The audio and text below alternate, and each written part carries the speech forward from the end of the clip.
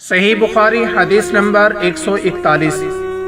آپ صلی اللہ علیہ وسلم نے فرمایا، جب تم میں سے کوئی اپنی بیوی سے جمع کرے تو کہے بسم اللہ اللہم جنبنا الشیطان وجنب الشیطان ما رزقتنا۔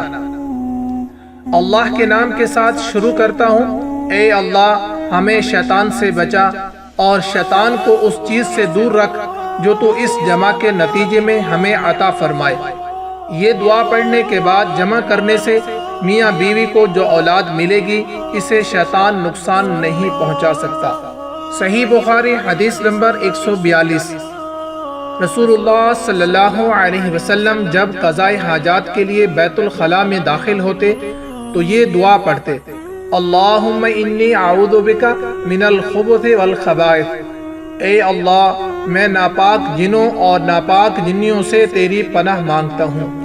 صحیح بخاری حدیث نمبر 143۔ نبی کریم صلی اللہ علیہ وسلم بیت الخلاء میں تشریف لے گئے۔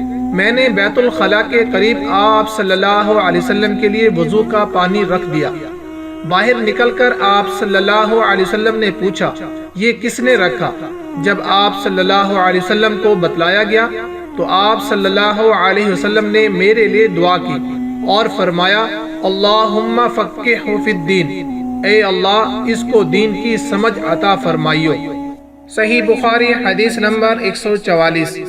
رسول اللہ صلی اللہ علیہ وسلم نے فرمایا کہ جب تم میں سے کوئی بیت الخلاء میں جائے تو قبلہ کی طرف منہ کرے نہ اس کی طرف پشت کرے، بلکہ مشرق کی طرف منہ کر لو یا مغرب کی طرف۔